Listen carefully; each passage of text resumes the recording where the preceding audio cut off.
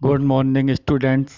बच्चों, आज हम कक्षा 6 विषय सामाजिक विज्ञान के पाठ 3 परिवार एवं समाज के बारे में पढ़ेंगे। आइए सीखें। नंबर 1, व्यक्ति तथा परिवार क्या है। नंबर 2, समाज कैसे बनता है। नंबर 3, परिवार एवं समाज के आपसी संबंध।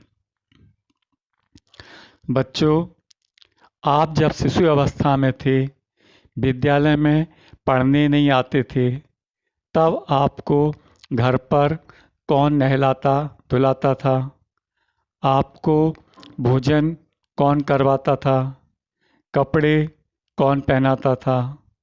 इन सभी कार्यों को आपके माता पिता एवं घर के अन्य बड़े सदस्य करते रहे होंगे।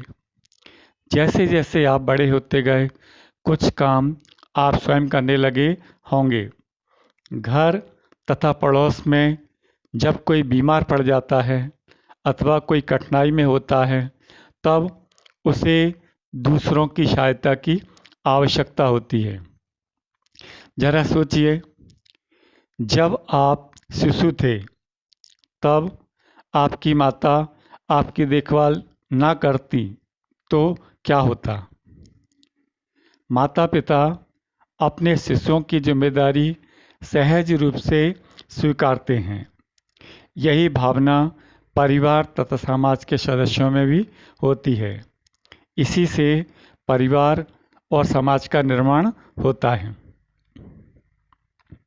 बच्चों, आइए व्यक्ति, परिवार एवं समाज के विषय में जानें। व्यक्ति परिवार की एक इकाई है। व्यक्ति अपने परिवार में रहते हुए पलते बढ़ते हैं और विभिन्न क्षेत्रों में अपना विकास करते हैं। यदि आप अपने घर में कभी अकेले रहे हों, तो बताइए कि उस समय आपको कैसा लगा। यदि अधिक समय तक अकेले रहना पड़ा होगा, तो आपको निश्चित ही अच्छा नहीं लगा होगा। व्यक्ति की विशेषताएं उसके वैयक्तिक गुण, भोजन, वस्त्र, आवास आदि के आधार पर निर्धारित होती है। समाज में व्यक्ति राजनेता, धर्म उपदेशक, अध्यापक, न्यायाधीश, चिकित्सक, किसान एवं मजदूर आदि पद धारण कर विभिन्न कार्य करता है एवं समाज में अपनी पहचान बनाता है।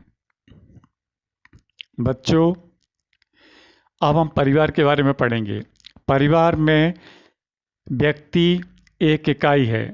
एकल परिवार में प्राय पति पत्नी, उनके पुत्र पुत्रियां एवं संयुक्त परिवारों में पति पत्नी व पुत्र पुत्रियों के अतिरिक्त दादा दादी, चाचा चाची आदि भी शामिल होते हैं। जैसे नीचे आपको चित्र में दिखाई दे रहा है, एकल परिवार और संयुक्त परिवार।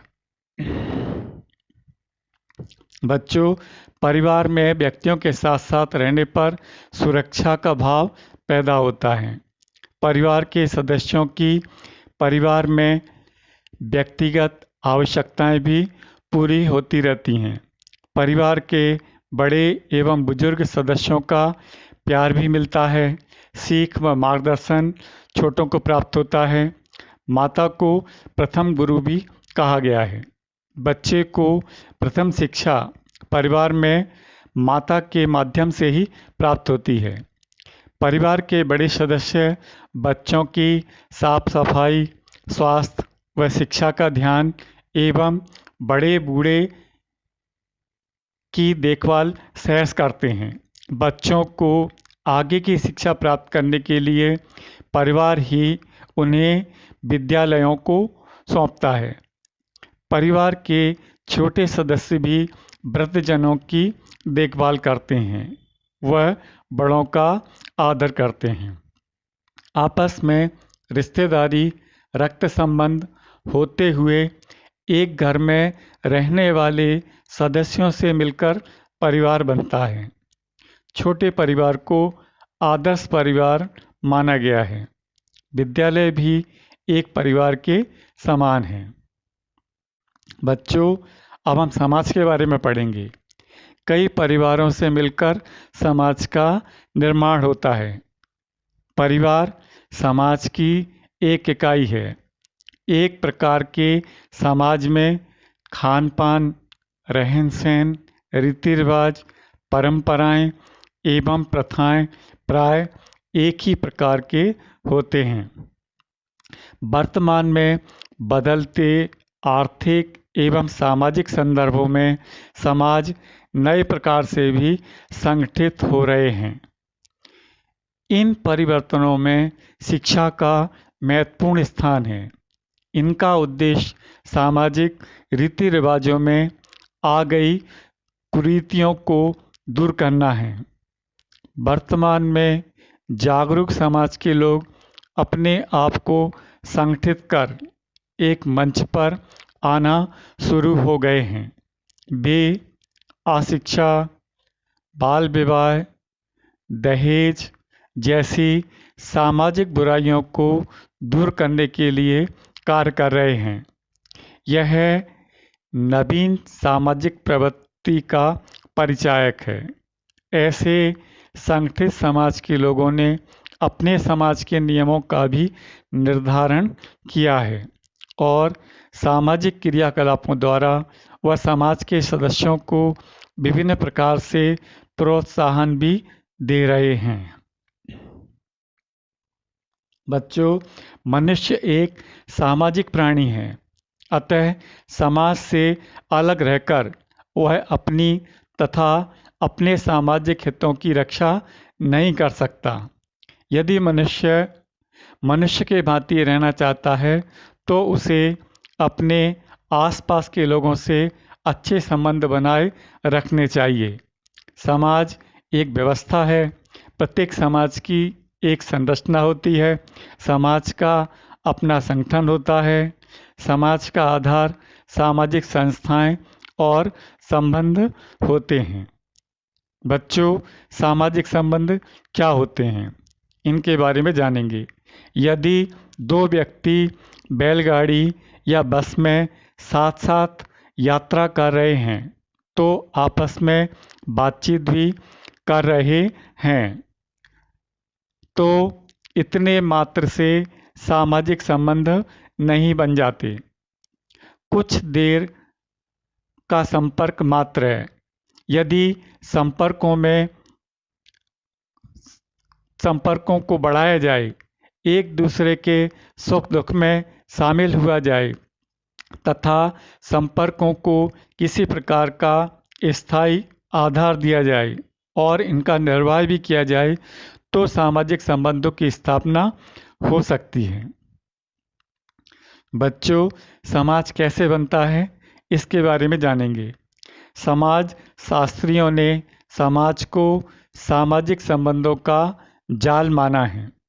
वास्तव में अनेक परिवारों के आपसी संबंधों से समाज का निर्माण होता है। मनुष्य सामाजिक प्राणी है।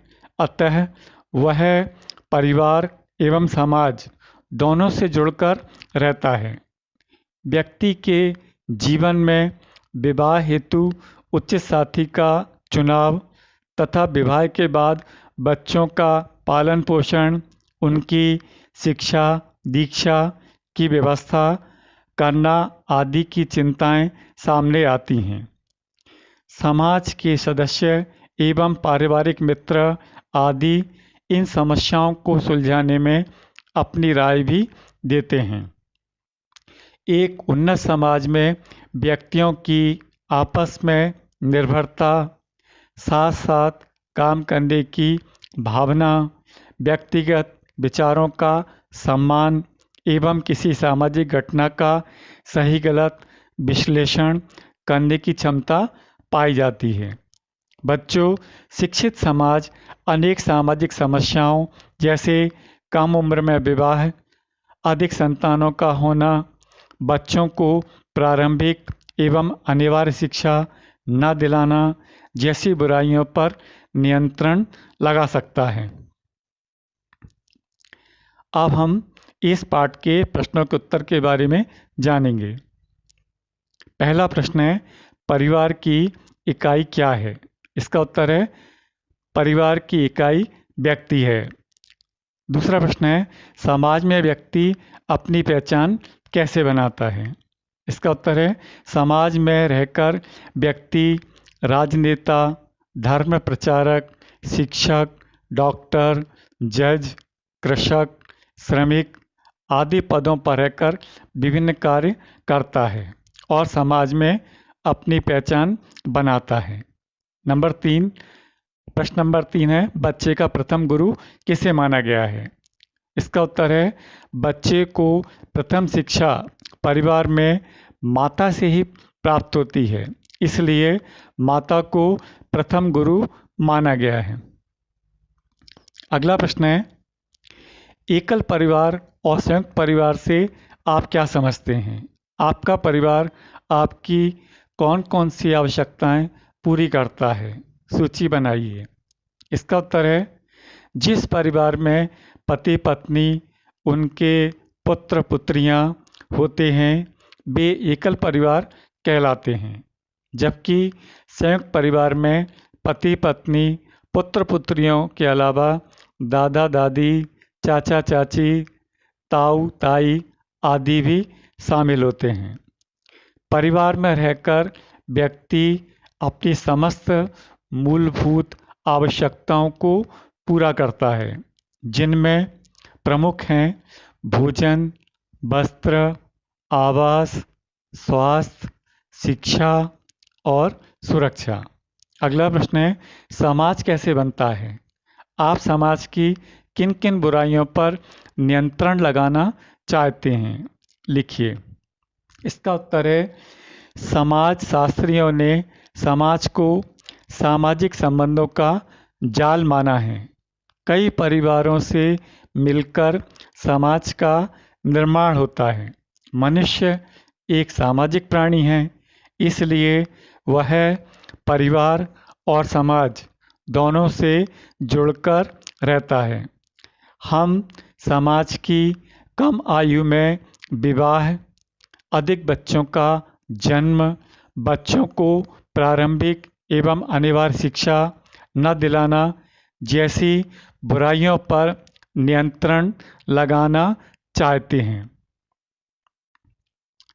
अब इस पाठ के रिक्त स्थानों के बारे में जानेंगे। पहला रिक्त स्थान है, अपने शिष्यों की जिम्मेदारी खाली स्थान सहज रूप से स्वीकारते हैं। तो इसका उत्तर है, नीचे उत्तर दिए हुए हैं। पहला है माता पिता। दूसरा खाली स्थान है, छोटे परिवारों को खाली स्थान माना गया है। तो इसका सही उत्तर है, नीचे दिया हुआ उसका उत्तर आदर्श परिवार। तीसरा खाली स्थान है, परिवार की इकाई खाली स्थान होती है। जिसका सही उत्तर 7 नंबर पर नीचे दिया हुआ है, व्यक्ति। चौथा खाली स्थान है, समाज की इकाई खाली स्थान होती है। तो इसका सही उत्तर नीचे दिया हुआ है, 10 नंबर पर परिवार।